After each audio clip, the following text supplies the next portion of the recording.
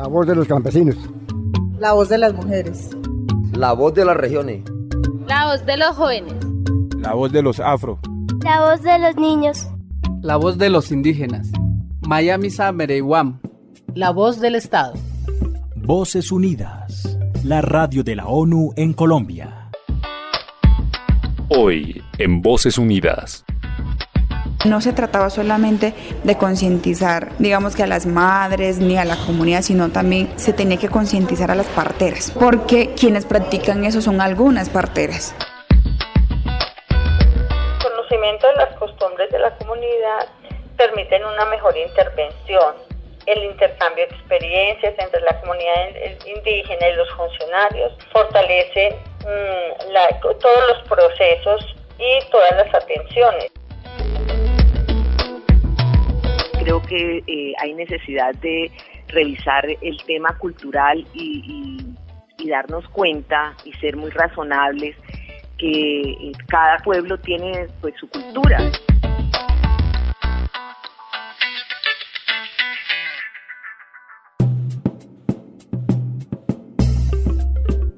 Una vez más queremos agradecer su sintonía. Damos inicio a Voces Unidas, la radio de la ONU en Colombia. Una coproducción de RTBC, Sistema de Medios Públicos, el Ministerio de Tecnologías de la Información y las Comunicaciones y Naciones Unidas. Bienvenidos todos los que a esta hora se conectan a través de las diferentes frecuencias de Radio Nacional y otras emisoras en el país. Les saluda Dagoberto Muñoz Erazo. Nuestro programa de hoy estará enfocado en el Día Internacional de Tolerancia Cero con la mutilación genital femenina, que se celebra o se conmemora anualmente los días 6 de febrero. La mutilación genital femenina priva a las mujeres y a las niñas de su dignidad, pone en peligro su salud y causa dolores y sufrimientos innecesarios, con consecuencias que perduran a lo largo de toda la vida e incluso pueden resultar fatales. El desarrollo sostenible requiere que todas las mujeres y niñas disfruten plenamente de sus derechos humanos. En diciembre de 2014, la Asamblea General adoptó, sin voto, una resolución para intensificar los esfuerzos para la eliminación de la mutilación genital femenina. En ella se pide a los estados que desarrollen, apoyen y cumplan estrategias que prevengan esta práctica, incluyendo la formación de personal médico, trabajadores sociales y líderes locales y religiosos, para asegurar que den unos servicios competentes de apoyo y cuidado a las mujeres y niñas en riesgo de sufrir esta mutilación o que ya la hayan sufrido. Hoy, para ilustrarnos sobre este tema, contamos con la presencia de Jorge Parra, representante del Fondo de Población de las Naciones Unidas en Colombia, UNFPA. Jorge, bienvenido a Voces Unidas. Bien, muchas gracias. Es un grato placer estar aquí en Voces Unidas, comentando tópicos acerca de la mutilación genital femenina. Quiero, Jorge y oyentes, que iniciemos conociendo todas las actividades que han realizado esta semana las agencias, fondos y programas de las Naciones Unidas. Los invito a escuchar La ONU en Minutos. La ONU en Minutos.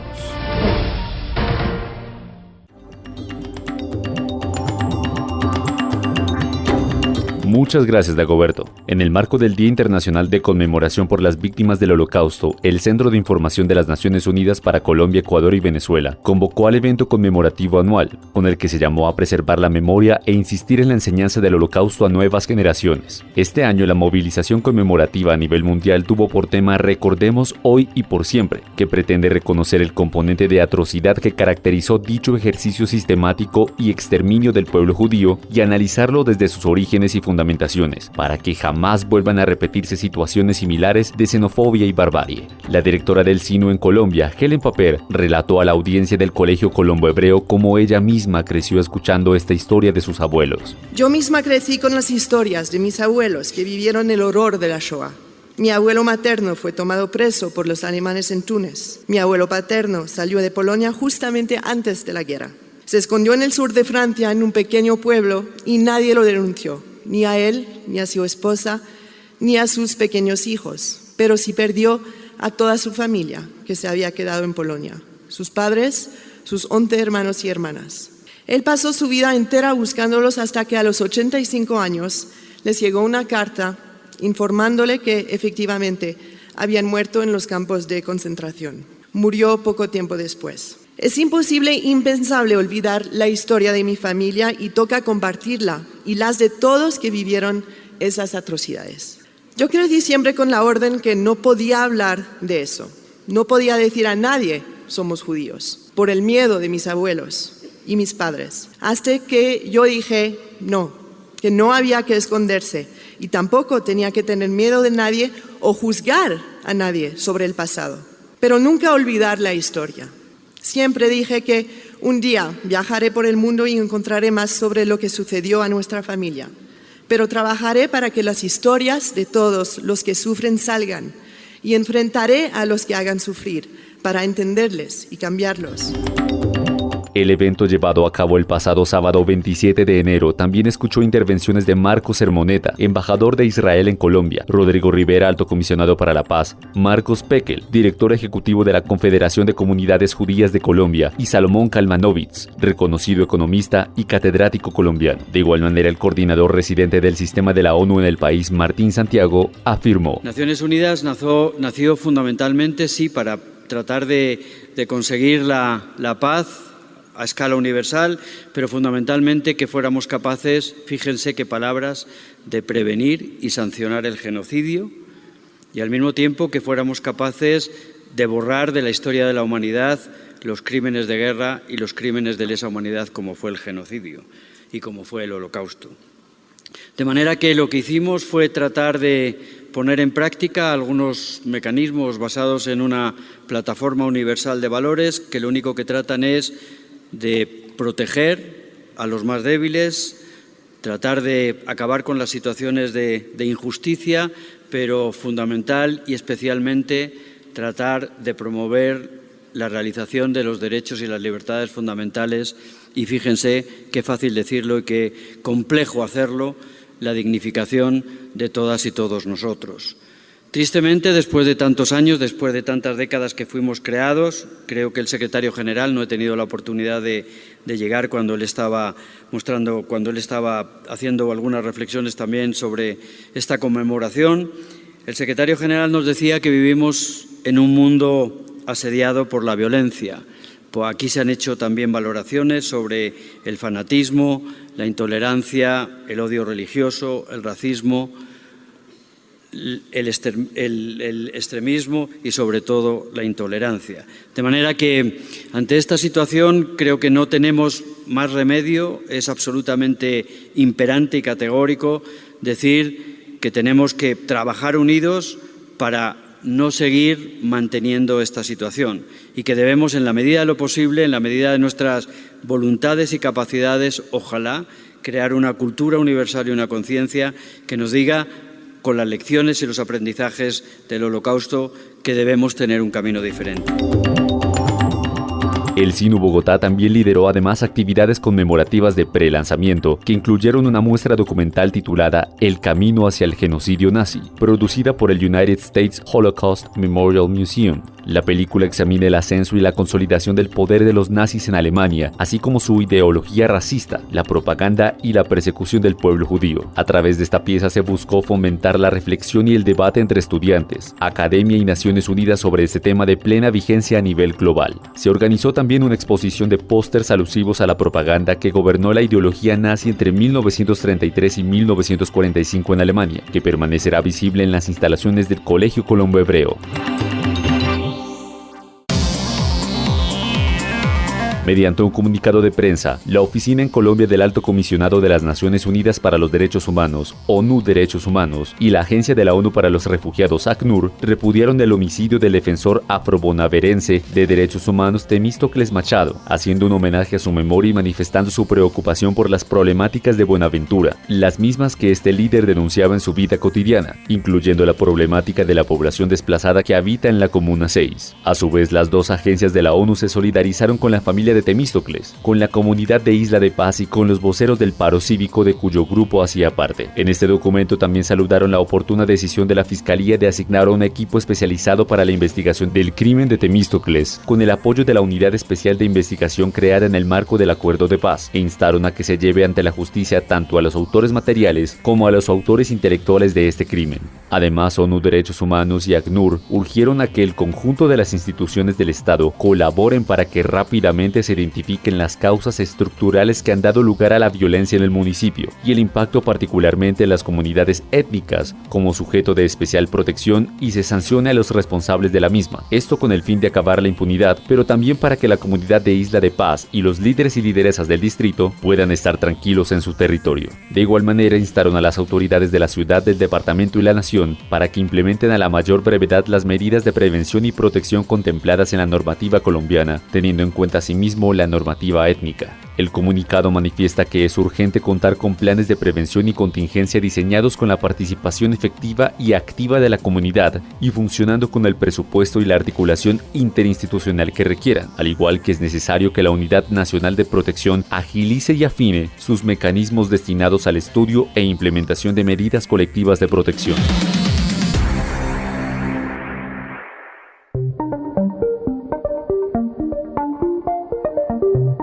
El pasado 1 y 2 de febrero en Bogotá, mujeres de todo el país se reunieron para dialogar y reflexionar sobre las transformaciones en la concepción y práctica de las políticas de seguridad y su efectividad en la vida de las mujeres y de la sociedad civil en su conjunto. El colectivo de pensamiento y acción Mujeres, Paz y Seguridad, que reúne 29 iniciativas de mujeres de Colombia, organizó el foro internacional Las Mujeres Hablamos sobre Seguridad, propuestas para un país en transición, que invita a la innovación y a resaltar la importancia de incorporar la perspectiva de las mujeres en la creación de estrategias de seguridad para el país. El foro fue apoyado por ONU Mujeres, el Fondo Sueco-Noruego de Cooperación con la Sociedad Civil Colombiana, la Fundación Henrik Boll y la Embajada de Suiza en Colombia, Ayuda Humanitaria y Desarrollo. Los datos son dicientes. Según Medicina Legal, una mujer es asesinada cada 3 días y a diario se producen 55 casos de violencia sexual. La mayor parte de las agresiones son causadas por su pareja, por familiares y ocurren en su propio hogar o en su entorno cercano. El mismo organismo revela que las armas de fuego se han convertido en el principal instrumento para acabar con la vida de las mujeres por encima de las armas blancas y los golpes contundentes.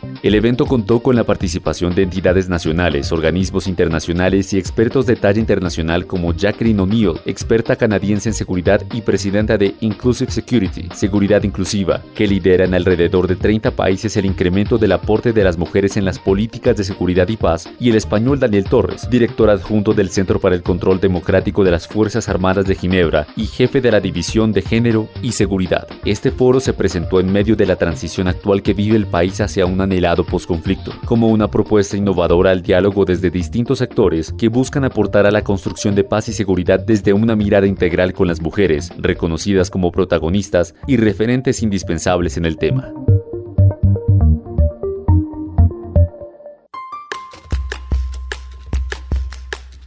Continuamos con nuestro tema de hoy dando las gracias a todos los periodistas por este importante cubrimiento. Les cuento que hoy estamos desde las oficinas de UNFPA con Jorge Parra, representante del Fondo de Población de las Naciones Unidas en Colombia.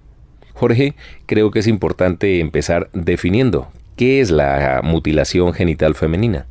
Bien, la mutilación genital femenina es un proceso por el cual se extirpan sin indicación médica parte de los genitales externos de las mujeres.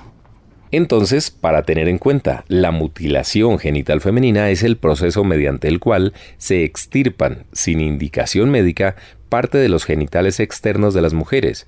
Pero, Jorge, ¿de dónde podemos decir que viene esta práctica y cuáles son las consecuencias de la mutilación? Esta es una práctica que es muy común en los países africanos. No se sabe exactamente cómo se ha originado en Colombia. Hay mucho trabajo realizado en el África para este tema y lo que queremos nosotros es trabajar conjuntamente para que esta práctica se vaya eliminando poco a poco. Las complicaciones que hay se pueden dividir en complicaciones inmediatas y complicaciones tardías. La primera complicación inmediata grave es una hemorragia. los tejidos de los genitales externos femeninos son tejidos muy irrigados y cualquier lesión puede sangrar profusamente. Lo segundo es el tema de la infección. Debido a que estos procesos se hacen por personal no médico, puede ser posible que haya infecciones muy severas que comprometan los genitales externos e internos de las niñas y adolescentes. En segundo lugar, las complicaciones tardías implican dificultades en el coito, problemas urinarios y complicaciones a nivel del parto, pues que estos tejidos se ponen con el tiempo. Hay una fibrosis o rigidez de los tejidos y se pierde la elasticidad necesaria para el parto. Podemos redondear entonces diciendo que por ser realizados por personal no médico hay complicaciones inmediatas como hemorragias e infecciones y complicaciones tardías como dificultades en el coito y en el parto. Vamos ahora, Jorge y oyentes, a escuchar voces desde el Estado y organizaciones que trabajan en el tema. Voces para el análisis.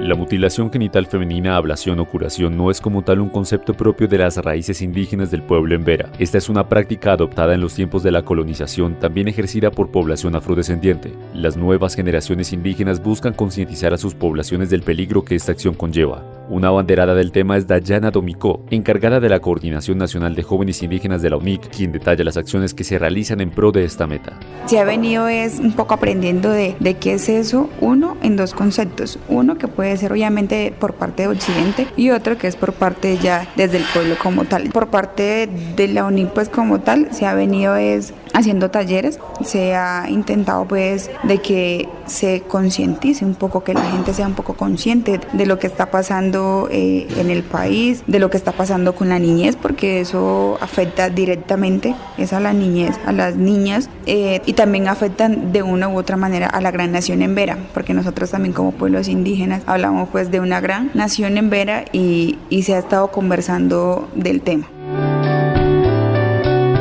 Hay varias cosas que se ha venido conversando. Hasta ahora no tiene como tal una plan de ejecución. Tuvimos una reunión con el distrito y tuvimos pensando en el distrito y pensando en lo nacional, en donde la UNIC pues también tiene asiento. Se conversó, por ejemplo, con ONU, se conversó, por ejemplo, con Minsalud, se conversó con Cisma Mujer, se conversó con varias personas, instituciones de acá de Bogotá, pero también con instancias nacionales, pues puede ser la UNIC, con otras mujeres indígenas emberas que han venido trabajando acá también, y la idea es por lo menos crear una ruta, y esa ruta cómo se va a trabajar. El Fondo de Población de las Naciones Unidas, UNFPA, también ha sido un aliado en este tema, llevando a cabo talleres y conversatorios en gran parte del país. Se ha trabajado también en conjunto con Fondo de Poblaciones. UNFPA también anteriormente hizo unos talleres o hizo un proyecto como tal para que pues como a la cero mutilación genital femenina. Se trabajó, por lo que tengo entendido y por lo que nosotros acá conversábamos también con lideresas, que fue en Pereira. Se ha venido también hablando con las mujeres quienes saben que practican eso, pero también sabemos que eso no es una tarea fácil. No se trataba solamente de concientizar, digamos que a las madres ni a la comunidad, sino también se tenía que concientizar a las parteras, porque quienes practican eso son algunas parteras. La idea de todo eso es volver un poco sensible y no naturalizar, porque a veces yo a veces siento de que se naturaliza el hecho de que se haga una práctica como esa, la cual no es de nosotros. Una iniciativa que ha generado reducción de esta práctica es la del Hospital San Vicente de Paul Mistrató en Risaralda. Más de una década trabajando por informar a las parteras de los prejuicios de esta costumbre han dado grandes frutos. De ello habla Gloria Patricia Morales, trabajadora social en esta institución. El hospital ha venido realizando un trabajo desde el año 2006 de constante capacitación con las parteras. El conocimiento de las costumbres de la comunidad permiten una mejor intervención.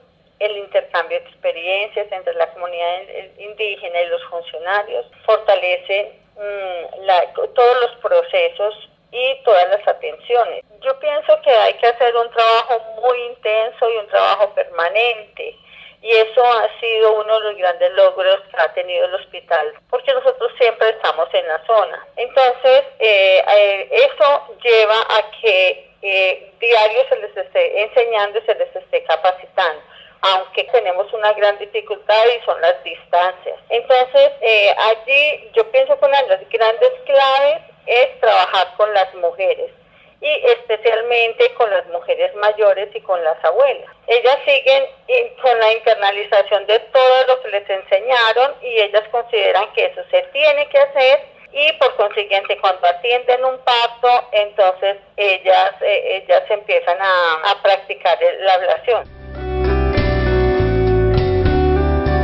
Con los jóvenes también es empezar como la concientización de que hay un alto riesgo de la muerte de los niños, de las niñas cuando se hace la mutilación. Ese intercambio de experiencias ha permitido que ellas valoren mucho todo lo que se les enseña y cada vez lo están poniendo más en práctica. Por eso Mistrató hace muchos años no está presentando casos de ablación.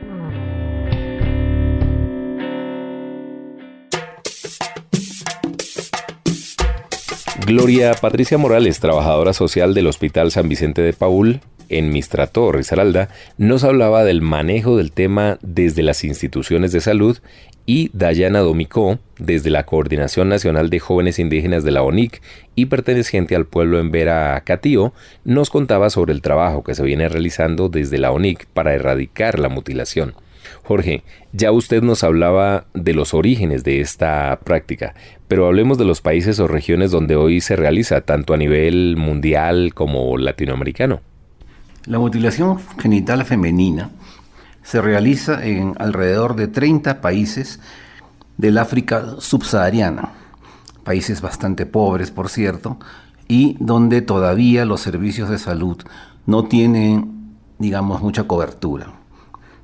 En América Latina, Colombia es el único país donde se ha demostrado esta práctica, fundamentalmente entre el pueblo indígena Embera. Sin embargo, hay algunas diferencias antropológicas muy interesantes. En el África se realiza cuando la mujer llega a la adolescencia, como un rito de iniciación a la adultez. En cambio, aquí en Colombia, todos los casos reportados son en niñas recién nacidas o muy pequeñitas. Esa es una diferencia que tendríamos que investigar por qué se hace, ¿no? Entonces, eso básicamente es la ubicación de esta práctica. A pesar de que el pueblo Embera también está en Panamá y en Ecuador, no se ha demostrado en estos países la existencia de la práctica. Bien, aunque se presenta en algunos países de África y en Colombia, la principal diferencia es que en los países africanos se realiza en las mujeres que llegan a la adolescencia, pero en Colombia se realiza en niñas recién nacidas o muy pequeñas.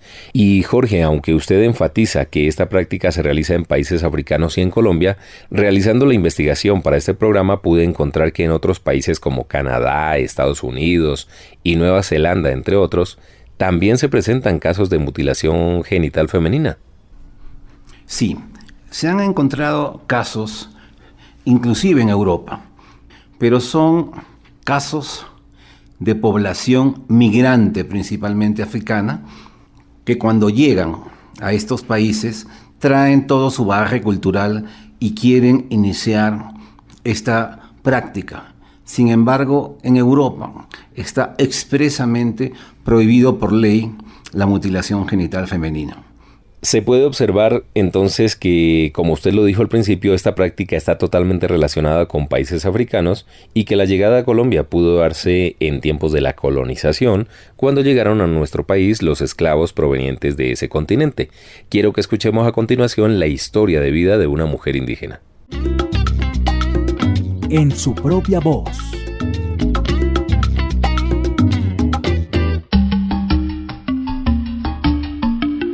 Mi nombre es Solani Zapata, soy consejera del Consejo Regional Indígena de Risaralda CRIR, vengo del municipio de Marsella, resguardo indígena Suratena. Pues esto de la práctica o curación, como le dice usted, esto En Risaralda se dio a conocer en el año 2007 cuando pues, se le hizo como una plática a una niña y llegó al hospital mal. El 7º día fue, hizo una entrevista, causó impacto a la comunidad porque para la gente de afuera empezaron a decir que lo que hacían en las comunidades indígenas eso era horrible, que las comunidades indígenas eran unos monstruos, unos demonios, aumentaron más de la realidad y no, pues se hace la práctica. Sí, mucha gente no sabía eso porque eso lo hacían las abuelas o las parteras calladitas, nacían una niña, ellos lo hacían calladitas sin que se diera cuenta ni el papá ni la otra gente ni nada. Pues lo que decían las mayoras en el tiempo que pude trabajar con ellos, así acompañando con los talleres, lo que decían era que lo hacían porque a las niñas que se le crece esa cosa como un pene. Por eso, sino porque para que las mujeres no sean brinconas, que tenía que ser fiel a sus maridos. Esa práctica se le hace a algunas personas, lo hacen bien y no les pasa nada.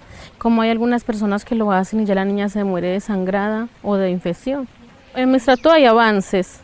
En Pueblo Rico, la verdad, a pesar de que dicen, pues, no ha habido muchas, pero sí hay casos de niñas que sí todavía le hacen la práctica. En Pueblo Rico todavía había mujeres que no salían ni siquiera a hablar y por este mismo tema del proyecto que hizo Naciones Unidas en las comunidades, ellas se fueron fortaleciendo y tomando voz ya en las asambleas, ya no les daba miedo hablar con todo este tema y entonces esos fueron los logros. Pues en el 2008 lo que se hizo con UNFA fue, primero pues a las lideresas, ya les tocó que ir a cada vereda, porque son 36 veredas en cada municipio, preguntar a las ancianas, a las mamás sobre el tema. Y al principio nadie quería responder porque esto era algo vergonzoso, hasta para ellas mismas era vergonzoso y se hizo talleres en las comunidades, se hizo talleres con profesores, se hizo talleres con jaibanas y parteras. La idea es de dar los talleres tanto a hombres y a mujeres. Siempre ese es el decir de los hombres, de que por ejemplo el tema de mujeres, no, dejemos eso aparte que eso es tema de mujeres. En lo organizativo eso debe ser hombre y mujer. Pues yo pienso que las necesidades para poder sería más capacitaciones, más talleres, porque como le dije ahora, no es solamente llegar y hacemos un trabajo por 4 o 5 años y acá se acabó esto, no, esto yo pienso que es un trabajo continuo, de seguir haciendo capacitación a las mujeres, a los hombres. Pues yo le pediría sería que más apoyo a las instituciones, apoyo, porque uno no sabe, nosotros no tenemos conocimiento. A mí me gustaría por mis hijas de que la comunidad pues haya más ayuda y sea más mejor cuando mis hijas crezcan y sean líderes, que sea una comunidad mejor donde no se vea tantas necesidades.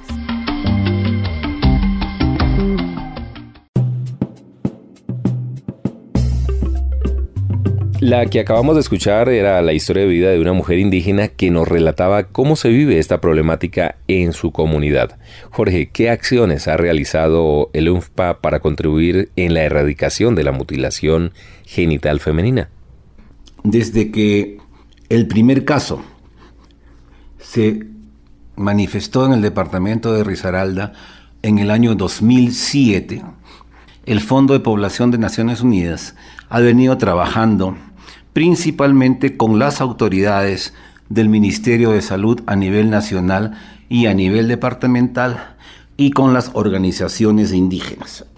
Pues lo importante, Jorge, es que al menos hay voluntad de diálogo desde diferentes sectores como el Estado, la comunidad internacional y las organizaciones indígenas para ir acabando con la mutilación. Y nos manifestaba usted que en Colombia la mutilación genital femenina solo es practicada por el pueblo embera. ¿Qué comunidades de la nación embera se han comprometido públicamente con el abandono de esta práctica? Como resultado de esta práctica, las comunidades del municipio de Mistrató, Pueblo Rico en Risaralda y del municipio de Trujillo en el Valle del Cauca se han comprometido a trabajar para el abandono de esta práctica. Sin embargo, todavía en Colombia hay casos que se están reportando. En el mes de enero hubo 2 casos reportados a nivel de Cundinamarca, o sea, evidentemente esta práctica todavía falta mucho por trabajar para erradicarla. pues es un trabajo que se debe realizar urgentemente para evitar que más niñas indígenas sigan muriendo por causa de esta práctica. Jorge, ¿existe alguna ley, norma o declaración desde los pueblos indígenas que avalen estas prácticas o tradiciones o el derecho a la vida de las niñas? Existe una declaración que se llama la Declaración de los Pueblos Indígenas, por el cual todos los países se comprometen a respetar las tradiciones de aquellos pueblos indígenas. Sin embargo, este punto, si bien ha sido levantado por algunas personas y organizaciones para que respetemos la integridad y respetemos la tradición de estos pueblos, ninguna convención, ningún acuerdo internacional puede ir encima del derecho de las personas a la vida y a la salud. Por tanto, no aplicaría esta convención en el caso de la mutilación genital femenina. Indudablemente lo que debe prevalecer es la vida de las niñas, pero Jorge, existen grupos que piden que se respeten las prácticas tradicionales de los indígenas, pero hay otros que piden que se respeten los derechos de las niñas, entre ellos el derecho a la vida. ¿Cómo se acopla esto del trabajo que se hace desde el UNFPA?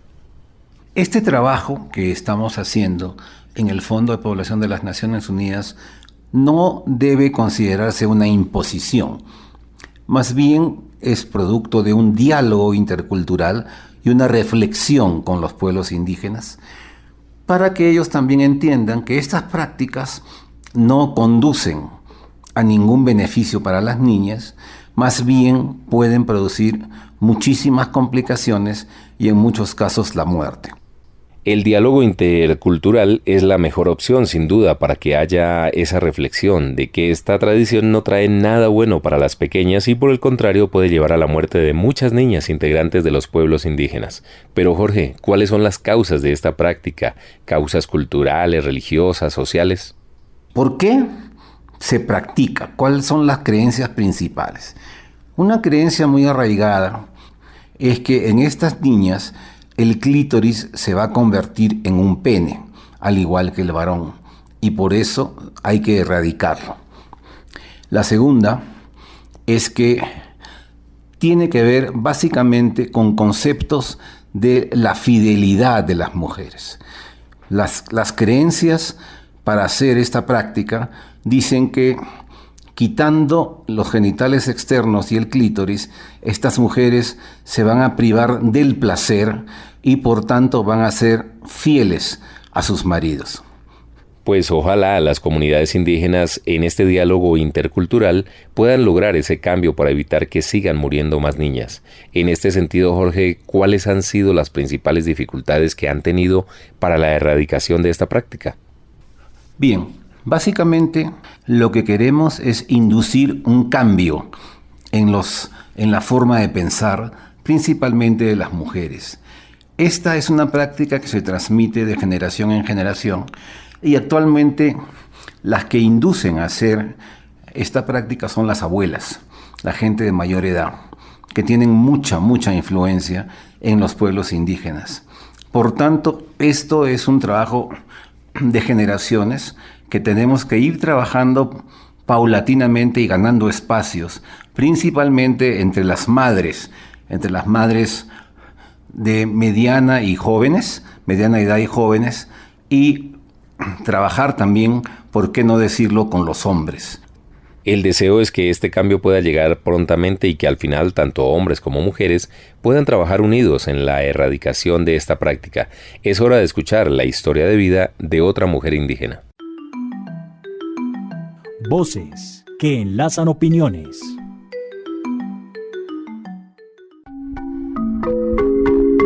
Mi nombre es Amanda Guasiruma Aizama, soy de la etnia Embera Chamí, nací aquí en el Valle. La niñez de una niña embera es muy diferente a la niñez de una niña blanca.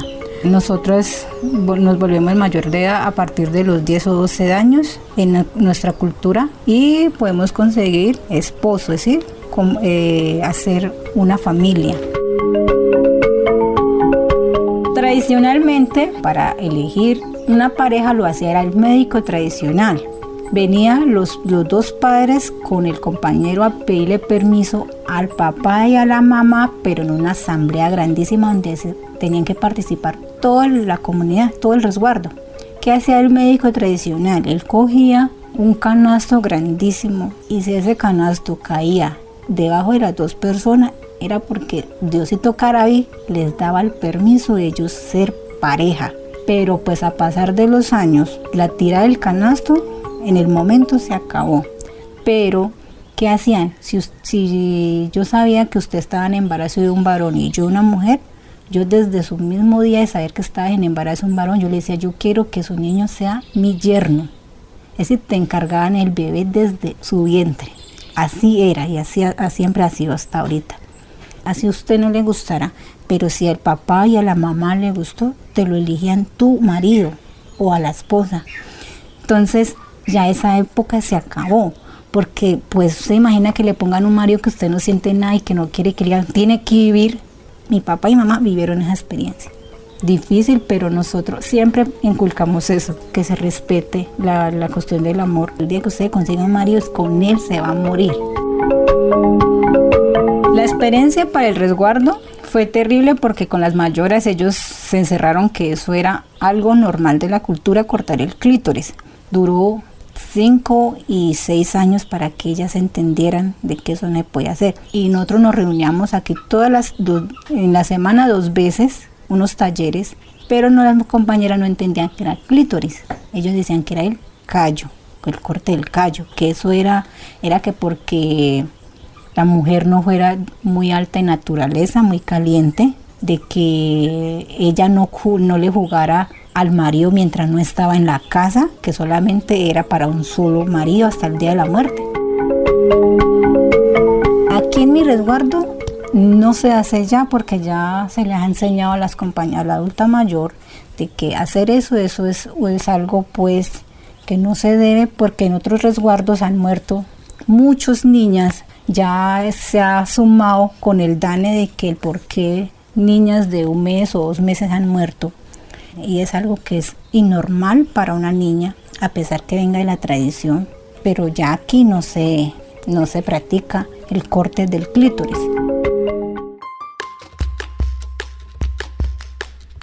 Amanda, indígena en Vera Chamí del Valle del Cauca, nos contaba algo de historia de su resguardo. Antes se realizaba la mutilación genital femenina, pero gracias a los encuentros interculturales, los talleres, se ha terminado esa práctica.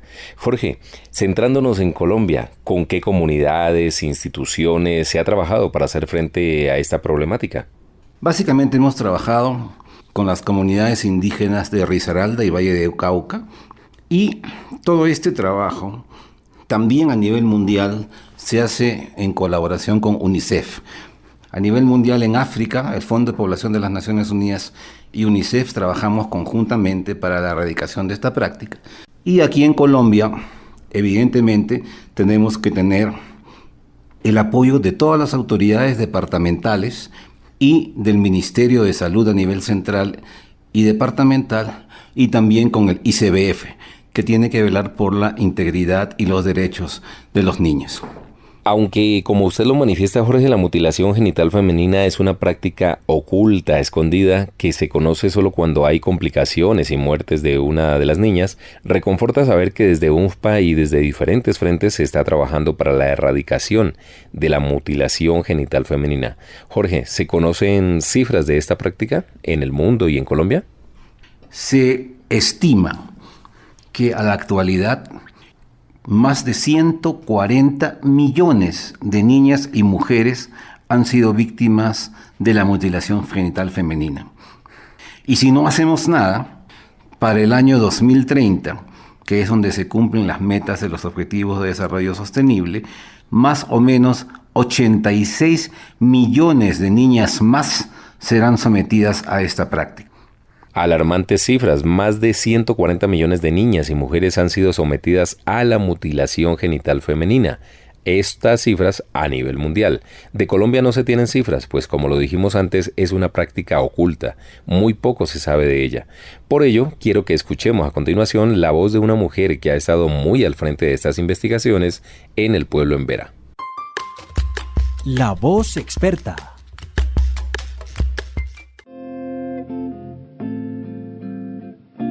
Esmeralda Ruiz, ex asesora del Fondo de Población de Naciones Unidas para el tema de género, derechos humanos y violencia, y responsable durante 5 años del proyecto para erradicar la mutilación genital femenina en Colombia. Actualmente asesora internacional en las materias. Sobre el origen de la mutilación genital femenina, lo que se puede saber es que no hay un resultado concluyente. Vamos desde los sumos sacerdotes egipcios que sugirieron al faraón mutilar a las mujeres para controlar su sexualidad y desde ahí hasta que efectivamente fue un descubrimiento de pueblos africanos que para controlar la sexualidad de las mujeres. Fue desde el inicio, lo que parece que sí es un acuerdo es que desde el inicio todos querían controlar la sexualidad de la mujer y dejarla muy clara en el tema solamente reproductivo.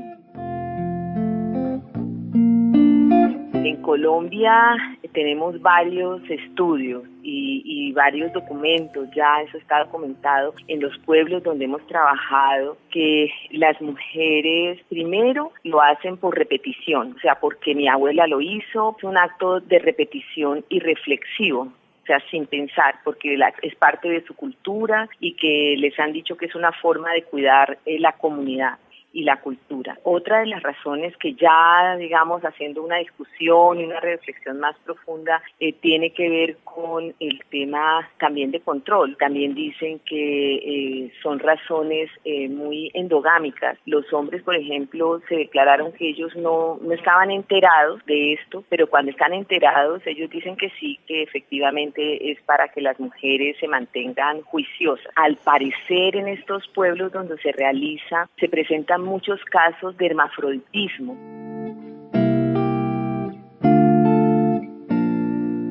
Creo que hay necesidad de revisar el tema cultural y darnos cuenta y ser muy razonables que cada pueblo tiene pues su cultura. Esto no justifica para nada que se siga realizando, por eso los trabajos y todos los esfuerzos, eso atenta también contra la cultura y la pervivencia de sus pueblos, que de eso se mueren y se enferman sus niñas, que las hace débiles y que efectivamente eso no es lo que ellos desean. Cuando ellos empiezan a revisar sus mitos, sus cuentos, sus historias, sus memorias, se dan cuenta que eso no es de ellos, que eso no pertenece a su cultura y que por el contrario es un atentado contra su pervivencia. Eso para ellos ha sido fundamental. De hecho, ellos mismos han concluido, con los que hemos trabajado al menos, que efectivamente que la cultura debe cambiar en ese sentido, pero eso no es desde afuera, es desde su propia reflexión. Cuando empiezas a trabajar lo que significa la vida y cómo estas prácticas atentan contra la vida y contra la salud y contra la integridad, pues eso también es un escenario que facilita las discusiones y las reflexiones.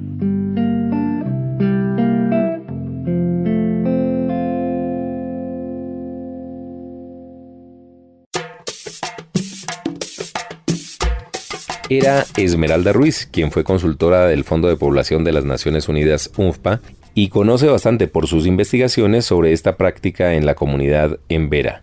La erradicación de la mutilación genital femenina, Jorge, hace parte de las metas para el cumplimiento del ODS 5, la igualdad de género. ¿Cómo va Colombia en este punto? ¿Cuáles son los retos que tiene Colombia frente a la erradicación de esta práctica? Colombia ha sido uno de los pioneros en la definición y cumplimiento de los ODS. Principalmente el ODS 5, en su indicador 5.3, habla de eliminar las prácticas nocivas como el matrimonio infantil y la mutilación genital femenina. Para esto estamos haciendo un trabajo conjunto con el gobierno, evidentemente, y es un trabajo de largo aliento. Como se trata de cambiar prácticas culturales, es un trabajo que deben pasar mucho tiempo para que se eliminen completamente. Este próximo 6 de febrero se celebra a nivel mundial el Día para la Erradicación de la Mutilación Femenina. Por tanto, todos debemos hacer un compromiso. Todos es comunidad internacional, gobierno, comunidades indígenas, hacer un compromiso para eliminar esta práctica nociva y que Colombia deje de figurar como el único país en Latinoamérica donde se realiza esta práctica. Pues como pionero en el cumplimiento de los ODS, esperamos que en Colombia se siga trabajando fuertemente desde todos los frentes para la erradicación de esta nociva práctica. Y como lo dice Jorge, que Colombia pueda dejar de figurar como el único país de Latinoamérica donde se realiza. Jorge, ¿dónde pueden nuestros oyentes encontrar más información sobre este tema y sobre el trabajo que se viene realizando desde UNFPA? Los oyentes que quieran tener mayor información sobre este tema pueden acudir a nuestra página web a nivel global mundial, que es www.unfpa.org, o para casos colombianos, nuestra página web de Colombia es colombia.unfpa.org. En esta página colombia.unfpa.org podemos encontrar una línea de tiempo que da cuenta de los hitos de lo que ha sucedido en Colombia y en el mundo en esta temática. También podemos encontrar videos con testimonios de esta práctica, artículos y entrevistas al respecto. Quiero invitarlos a conocer a continuación las noticias que nos trae la ONU en el mundo. La ONU en el mundo.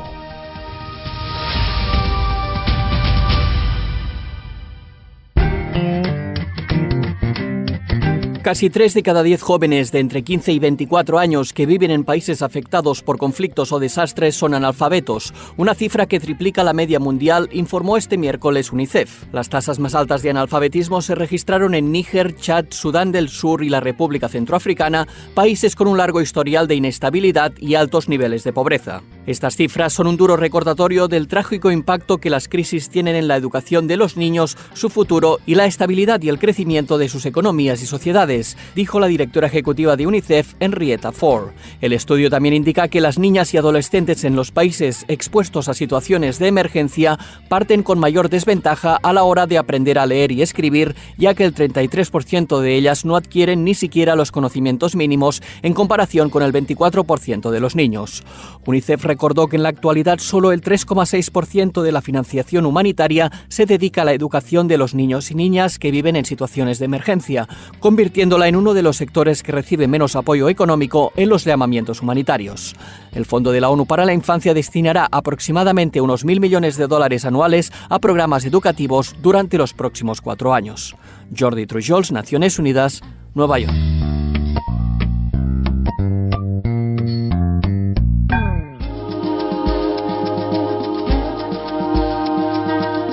La calidad de la educación y los empleos, la igualdad entre hombres y mujeres o la situación del medio ambiente tendrán un profundo impacto en las vidas de millones de jóvenes. Por eso reivindican un papel protagonista. Más de 500 activistas se reúnen durante 2 días en la ONU para promover el papel de los jóvenes en la implementación de los 17 Objetivos de Desarrollo Sostenible.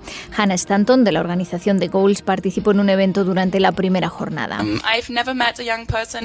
Nunca he conocido a una persona joven que no esté dispuesta a cambiar el mundo en el que vive para mejorar, aseguró. En el mundo hay aproximadamente 1.200 millones de personas de entre 15 y 24 años, la generación de jóvenes más numerosa de la historia. Pero unos 600 millones de ellos viven en estados muy frágiles y afectados por conflictos, mientras que 71 millones están desempleados. Delegaciones de 50 países participan en este evento que conecta a más de 500 defensores de la juventud que debatirán temas como la pobreza, el desempleo, las desigualdades, el cambio climático, la energía limpia y las ciudades seguras.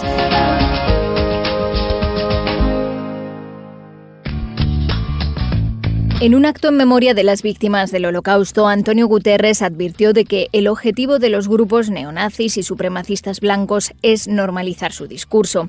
Alineándose con otros grupos en la extrema derecha, empujan los márgenes de lo que es aceptable. Y están teniendo éxito. Hay una simbiosis. Algunos partidos necesitados de votos están felices de dar un barniz de respetabilidad a ideas viles.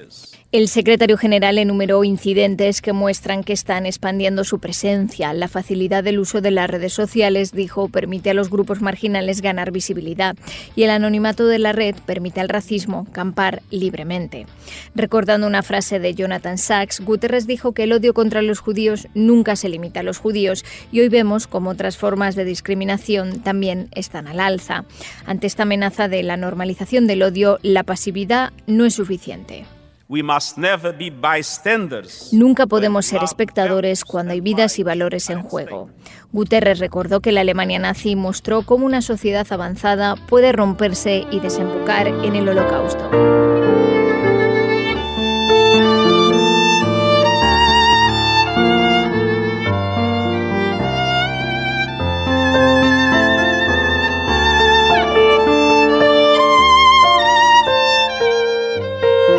El momento más emotivo de la ceremonia llegó cuando, tras escuchar la música de la lista de Schindler, intervino Eva Lavi, la superviviente más joven. Tenía 2 años cuando comenzó la Segunda Guerra Mundial y 8 cuando terminó. Even now, 73 years after the war, I feel guilty that I survived. Incluso ahora, 73 años después de la guerra, me siento culpable de haber sobrevivido. Beatriz Barral, Naciones Unidas, Nueva York. Ya para terminar, Jorge, ¿cuál es el mensaje final desde UNFPA para seguir trabajando este año en el tema? Bueno, el mensaje final es que para lograr este objetivo de desarrollo 5.3 debemos de trabajar muy fuerte, unidos todos, para erradicar este flagelo que está, digamos, perjudicando la salud y los derechos, sobre todo, de las niñas colombianas. Muchas gracias, Jorge, y quiero terminar el programa con el mensaje de Antonio Guterres, secretario general de Naciones Unidas. La Agenda 2030 para el Desarrollo Sostenible promete poner fin a esta práctica para 2030. En este Día Internacional de Tolerancia Cero, aprovechemos el impulso positivo y comprometámonos a intensificar la acción mundial contra esta atroz violación de los derechos humanos, por el bien de todas las mujeres y niñas afectadas, sus comunidades y nuestro futuro común. Llegamos una vez más al final de Voces Unidas. Queremos agradecer la compañía de Jorge Parra, representante del Fondo de Población de las Naciones Unidas en Colombia, UNFPA. Les acompañamos en esta emisión Dagoberto Muñoz Erazo con la coordinación de Luis Eduardo Morales y el apoyo periodístico de Jenny Silva, Laura Cartagena y Andrés Macías. Si tiene algún comentario o sugerencia, escríbanos a vocesunidas@nacionesunidas.org.co, también en nuestra página de Facebook Voces Unidas ONU o mediante un mensaje de WhatsApp o de texto al celular 316-333-2285, agregando además del mensaje su nombre y lugar desde donde se comunica. Para descargar el programa visite www.nacionesunidas.org.co o contáctenos al teléfono 257-6044 en Bogotá. Y algo muy importante para terminar, y es que la Radio Nacional de Colombia está cumpliendo 78 años. Desde Voces Unidas queremos desearles un feliz cumpleaños, que continúen con su labor fundamental para la construcción de la paz, dándole voz a todos los colombianos. Esperamos continuar trabajando mancomunadamente con la Radio Nacional de Colombia para llevar a los colombianos y colombianas información sobre la labor que cumple la ONU en beneficio del país. Y recuerden que la próxima semana los estaremos esperando con otro importante tema. Voces Unidas, la radio de la ONU en Colombia. Mi nombre es Yulimar Pérez, vengo de Venezuela. Saray es mi hija menor, por ella estoy aquí. Porque así le puedo brindar por lo menos un mejor futuro. Ingresa a www.somospanascolombia.com y conoce más historias de venezolanos en Colombia. Apoya ACNUR.